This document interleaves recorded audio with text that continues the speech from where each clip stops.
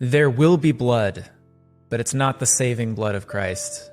It's a sacrifice on the altar of capitalism. This is Movies After Mass.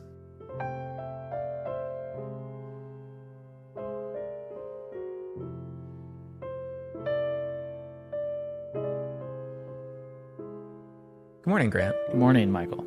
So we're looking ahead to the Feast of Corpus Christi, the most holy body and blood of Jesus Christ, and we're pairing that with a discussion on the film There Will Be Blood. Mm-hmm. And we're taking specifically two scenes. The scene where Eli Sunday humiliates Daniel Plainview while baptizing him into the Church of the Third Revelation, versus the end of the film, the final scene. Final scene. Where there's blood. There is. Okay. Now, we're using this to contrast and talk about really what these scenes mean, but in the context of our whole project of connecting our movie life with our church life, let me give a 1-minute summary of There Will Be Blood. Try to. You've got Daniel Plainview. He's an oil man, an oil prospector with his son and partner, H.W., and they're living in the sort of beginning of the 20th century into the 20s. Daniel Plainview is told about this ocean of oil in a town called Little Boston, a place that no one's heard about. It's going to be a perfect time to prospect oil before the competition does. But he comes against Eli Sunday, who is the preacher at the center of the Church of the Third Revelation. And you've got a clash of wills, but you're seeing a juxtaposition of different kinds of cravenness there, and disaster ensues. But it really, even more than Eli Sunday, the preacher, this is a character study. This is a chipping away at this character, Daniel Plainview, who just seems like made of stone and seems to hate humanity, and yet the movie's almost trying to excavate and try to find the human being under the surface. Would you agree with that I would assessment? agree. Anything I'm agree. missing there? We've got the sun. We've got Eli. Okay, I think it's Daniel, all on the table. It's all there. Oil. Now, give me just a 1-minute summary of the body and blood of Jesus Christ and transubstantiation. Okay, in the Eucharist. This is easy. Yeah, this is a T-ball. Right? Yeah. Well, transubstantiation is where the priest, it's in the moment when the priest lifts up the host or the chalice full of, the host is bread at the beginning and the chalice is full of wine at the beginning. But in that action and in the prayers and in the action of the Mass, it becomes truly Jesus' body and blood. It's not still bread, it's not still wine. It's entirely Jesus' body and entirely Jesus' blood under the appearance of bread and wine. Well, wow. Wow. So wow. Why are we talking about this in the context of There Will Be Blood, especially the last scene? Yeah, and it really is the last scene that pulls the analogy out for us. Is you have Eli Sunday, who had been pressuring Daniel about the church, and he is the pastor of the Church of the Third Revelation in Little Boston and all of that. And he kind of played the role of pastor and of church and that kind of foil in Daniel's life. And I, I'm sure we'll get into, but Daniel was really not just a whatever about it, but actually angry at Eli and did not like him, actively did not like his attitude towards God and the church and all of that. And so you have in this final scene, it sets up where Eli comes back to Daniel and offers him finally this tract of land that they had been holding back for a long time. And Eli says, hey, there's all this oil under here. We're finally going to sell it to you. You can finally make more money, which is really kind of insinuating that Eli is down on hard times and needs money. And Daniel explained first, before he says, well, before I buy it from you, he makes him deny God and deny that God exists and deny his belief. Mm-hmm. And Eli does. And it really is a big twisted joke, because then Daniel tells him, well, I already have all the oil that was under that land because I drained it all out of, because I had the land around it and I got to it. So he pretty much drainage Eli. And if I have a straw, And so then it comes down to this bowling alley, and Daniel's drunk, and he ends up killing Eli after making him give up his faith. That's kind of why we're talking about this. So the reason that I see this as an altar, this bowling alley, like an altar to capitalism, is because,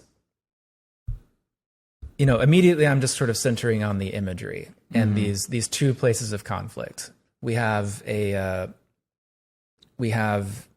this bowling alley,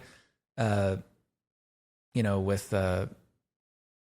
and everyone who's in the bowling alley is looking at the pins, and it's about it's really about entertainment, right? About throwing the ball, hitting the pins, throwing the ball, hitting the pins. Daniel doesn't use it for that. He doesn't use it at all. No, it still looks like it's under construction. Like, I don't even know if it's like ready to be true. bowled in at this point. Yeah, so, but he just uses it as a place to hang out and eat steak and continue to not shower. Yeah, because this guy is an oil prospector through and through, and he just doesn't belong in this mansion that he's built for himself. But this is the only avenue that this American capitalist system can offer him for this like hunger to continue doing what? Just acting and procuring and gaining in this action. But where does it lead to? It kind of leads to this bowling alley. Yeah. In the end. And the imagery to me, you look at it in contrast to the Church of the Third Revelation, right. The rebuilt Church of the Third Revelation, where Eli forces Daniel to be baptized. And can you bring us up to speed, since you're the master of summaries on that scene? Daniel agrees to be baptized in a sort of trade-off, and this is a very quick summary of this, in a trade-off to get a pipeline built on this tract of land. So he won't be allowed to drill on it. This is the land later that Eli wants to sell to him. But they do say, okay, well, if you get baptized and you join the church, then we'll let you build this pipeline across my land. So Daniel does it, but Eli takes it as an opportunity to kind of humiliate Daniel and to bring out all his flaws and make him announce before the whole church. And really what feels like bigger than just the church, but announce just to the world what he's done wrong and how he has failed. And you can tell by the end of the scene, Daniel is never going to forget this. And kind of sets up, it just like keeps building their conflict between those two characters. Yeah, and then it comes to a head in that bowling alley where Daniel gets Eli. Eli's brother is Paul. That's a whole other story. He gets Eli to apostatize, and Eli does it for the love of money and also for desperation for money. But he's doing it as a result of this this desire for more and for power and for all the good life, supposedly. And Daniel then just rips the rug out from under him and kills him with a bowling pin. And at the end of that scene, at the end of the film, one of his servants comes down and sees something going on, and he says, "Mr. Daniel," and then Daniel, just sort of living in this moment of this final moment of murder, just sort of offhandedly turns back to his servant and says, "I'm finished." So again, we're talking, we're doing a callback. This is a direct reference to what Christ said on the cross. Don't you think? 100%. It is finished. It is finished. But there's another translation of that line. Yeah, it's really a lot of translations. When you go straight from the Greek, I guess it is consummated, because it's this finally Christ coming together with the church fully and bringing. Because before Jesus died, that's what enabled, Jesus' death is what enabled man to get to heaven. Because before he died, it was closed off. And so kind of setting right the original sin in the Garden of Eden, he has now relinked man humanity to God and kind of created that marriage. And so consummated is kind of even more appropriate than finished. And it helps when you're looking at this, about this line and this scene as an inversion of that, because in the film, Daniel really is finished. It's over. Yeah. That's it. Right. Like, what do you think? Is there a day after? There's no day after. No, it doesn't there's plenty of movies where the credits roll and you're like, man, I would love to see what happened after this, or I would love to see the sequel. This movie, he says it's finished and he means it. Like, it's over. And I think even tying to that marriage, the consummation of Christ and the church, is you have a separation at the end of There Will Be Blood, where he gets Eli to separate from life because his life is the church, and he made him give that up for money. And Daniel feels like him killing Eli is this final separation from humanity as well, where he had this big opulent mansion, but he's living, he sleeps in a tent inside of it, and he's just removed from humanity. It feels like this final, he doesn't care about consequences if there are any that he faces. He doesn't care about any of that. There's no more story to tell. It's just that he's done with humanity, and he's given up, and he's separated. Whereas the sacrifice that Christ made on the cross was only the beginning. Only the beginning, and bringing together and starting something. This ends lives, and it ends kind of their humanity. Yeah. And this, we're not really grasping at straws to bring religion into this discussion, because religion is really at the center of the conflict of There Will Be Blood. Right. Daniel is, he's some you could say he's a soulless monster. I don't think that, but he does say explicitly, I hate most people. Right. And, but he does seem to have a special hatred for this church, for religion in general. Whereas I don't think we see him have the same level of disdain for anyone else. Like in the first big speech that he gives, really the first time that he speaks in the film, is when he is giving this speech to a town where he's trying to convince them, I'm the oil man, I'm the one you want. These other people are, they're just jokers and they're trying to steal your money. Yeah. And then he realizes the town is way too just out of control and it would just be more of a headache. And so, but he doesn't, spit and like kick people over and start, he just walks out. Yeah. He's just like, I wouldn't take this lease if you gave it to me as a gift. Right. And he just leaves. Yeah. Whereas when he's in the Church of the Third Revelation, he really, I think if he was looking at this church in a craven way, he would just sort of be amused at the sort of performance that Eli is giving as a priest. He would just be like, oh, okay, well, this is something we can do. Right. This is something we can do. Why is he so resistant to it? Why? Like, why is he so against this thing? I just think that there's something about confrontation with God that seems to really get under his skin in a special way. Yeah. Do you see what I mean there? Yeah, totally. Now, granted, Eli is a sniveling, coward and a conniver, and where Daniel is pretty pure in his quest. He pretty much admits what he wants and why he wants it and what he's going to do with what he gets. Yeah, there's no ulterior motive. No, he's not trying to backhand or make back deals even. I mean, it's just he has the best tools and he has the best way to pull oil out of the ground, and he wants to do it. Yeah, just, I love that moment when he's looking at the map and he sees the bandy tract, this sort of MacGuffin at the beginning in the center of the film, and he's like, "What's this? Why don't I own this?" Yeah, he's just like, "Oh, he can't stand it." Yeah. But then in a scene that we won't talk about much, but he talks about a house that he wanted so badly, and all he wanted was to live in this beautiful house when he was a kid. And he says, "But I think if I saw that house now, I'd throw up." And yet, so what does he want? I don't know. He's just pure id. Eli has plenty of ulterior motives. Yeah. He, there's not really a good representation of faith or certainly not the priesthood, but even of any religious life in this film.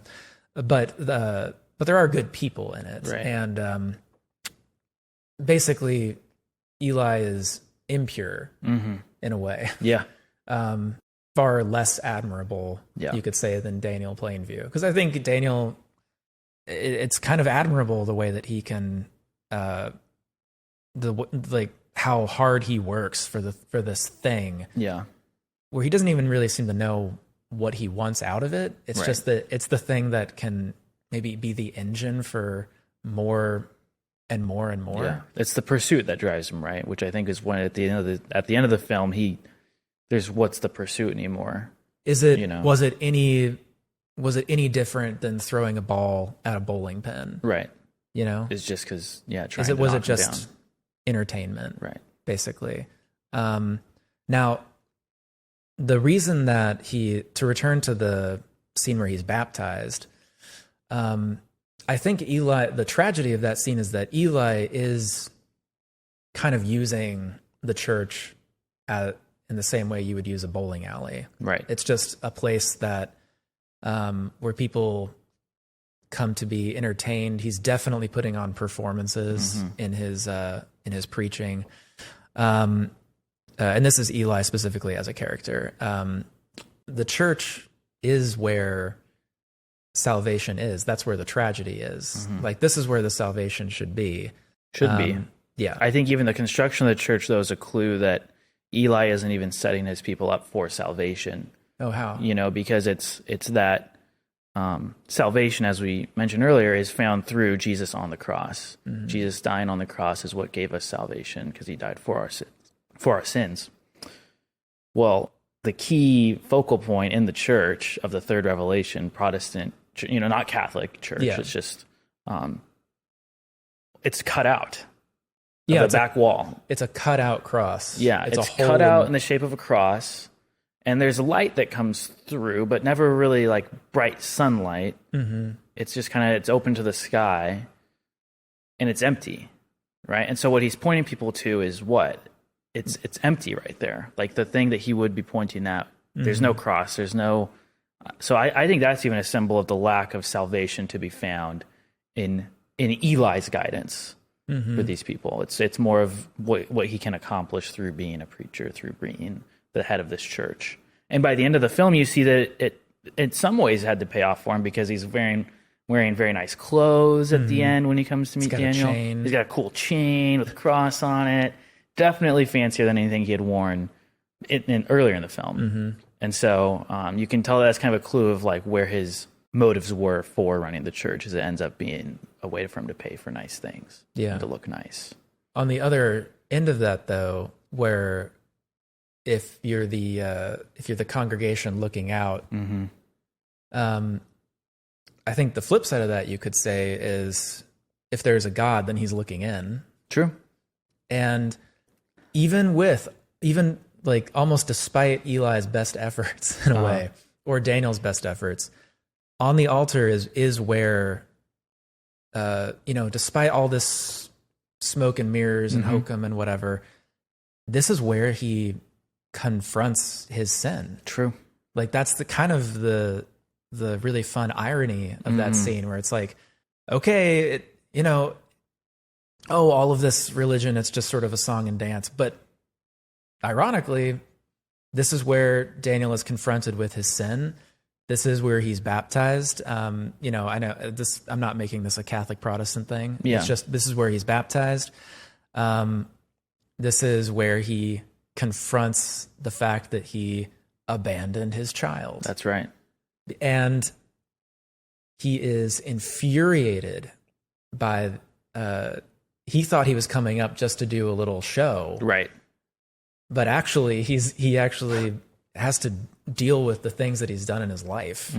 And even when he's trying to do a song and dance, there is just this one little bit of fury where Eli does get under his skin. Yeah. Even being the imperfect vessel that he is. Right. I think the last thing to talk about would be why Daniel is so torn apart by this confrontation on the altar at the Church of the Third Revelation, and I think that has to do with his relationship with his son. Could you describe that? Yeah, so Daniel's son, HW, son and partner, Son and business partner, is not his true son, his biological son. He is a baby who HW's father had been an employee of Daniel Plainview on a oil job. Yeah, an early excavation. They had kind of not as good technology and not as good of equipment to pull it all out. And so it failed, and a bucket fell on the father. Yeah, something, I think even like a large metal object just like impaled him. In the middle of this and he fell. ditch. Yeah, and it's pretty brutal. And then his child is left there on the side. There's no really mention of who the mother was or any. It's just kind of understood that this dad is left with just his son, who was very young at the beginning of the film and on this job. And so the father dies, and Daniel kind of takes it upon himself to raise HW. And it's kind of a part of the film. Then there's a time jump you can see from when Daniel's kind of looking at this baby like, okay, and I'm going to take care of you, to then HW is his business partner, and he's kind of growing up. And I think it's an interesting part of the movie that's kind of left untold in a way, but there's a lot said just in that time jump of that Daniel took on HW, but didn't just treat him as a ward or as this, okay, annoying kid, you got to stuff in the background while I do my business and do my job. He's actually trying to involve HW and kind of teach him things about the business and make him part of it. I think there are even times where he kind of values HW's opinion on things. That's true. A lot of people take that relationship and kind of chalk it up as Daniel wants to give the appearance of a family man when he's trying to conduct business. But I think there's so much about Daniel's character that I don't think that matters to him. I think he knows he could sell, his services without a kid in the back.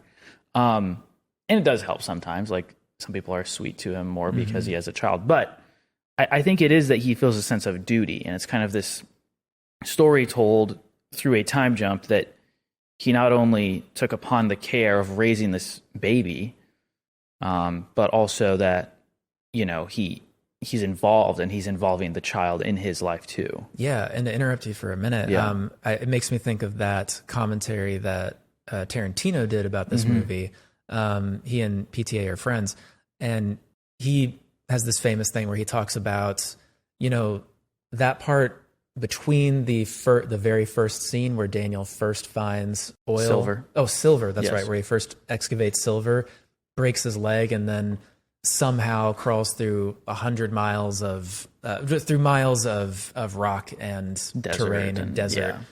to get the supplies that he needs and to get to town. That's a time jump, and that's just a whole movie into itself. Right. And that journey, he says, makes Daniel admirable and almost earn every terrible thing he does after that.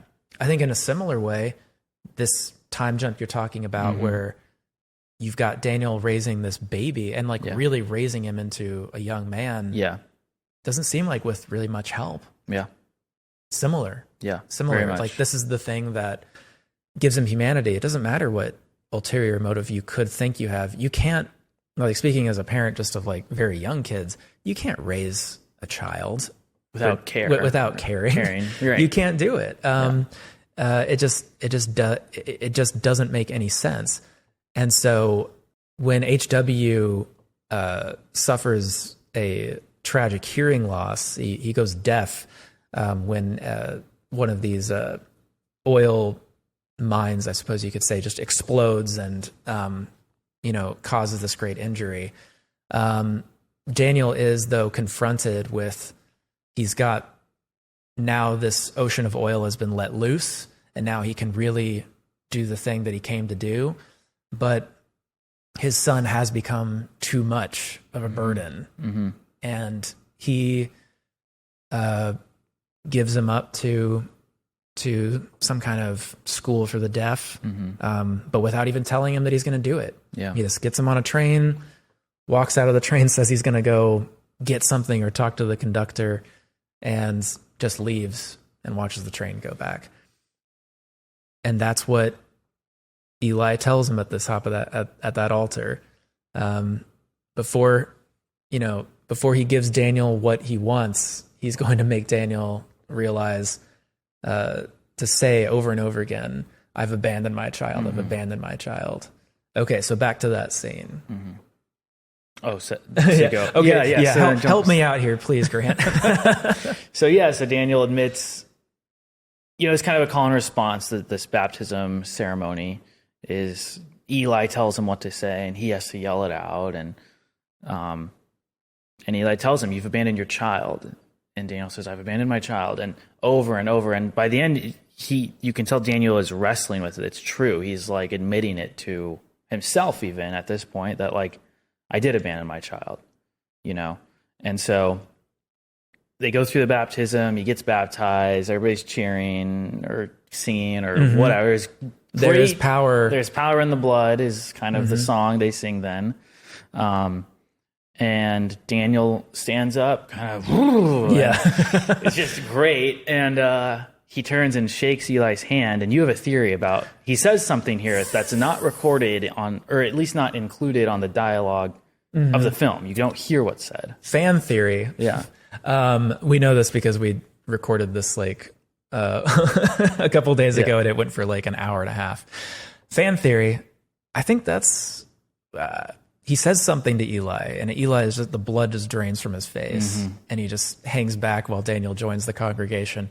I think he said something close to like, "I'm going to kill you. I'm going to eat you." He could even have said, "There will be blood." And the reason they cut that from like being in the track is if he said that, you would have to roll credits. Yeah, right there. And you'd have to they go. needed more movie, so They did, and I mean, after that, like, you can pretty much just turn it off anyway, right? Don't you think? Yeah, there will be blood. Yeah, no, so don't do that. Keep watching. But but yeah, that's my little fan theory. Yeah. So I think we've really excavated everything that we could dug possibly. A big hole in the movie. Yep. Put a pipe down, and we went. Yeah. And pulled out as much as we could from it in this limited amount of time. Yes. Now, if I have a straw, and you have a straw. Yes. And my straw reaches, watch it, across.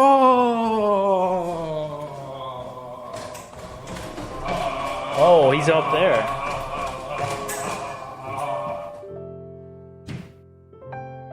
This podcast is brought to you by the Center for Catholic Media at Benedictine College in Atchison, Kansas. It is produced and hosted by Michael Coy and Grant Stoner. Executive producer, Jared Zimmerer. Edited by John Byer and Oasis Studio 7. To see episodes in advance and gain access to a mountain of amazing content, subscribe to media.benedictine.edu. Until next time, have a blessed week.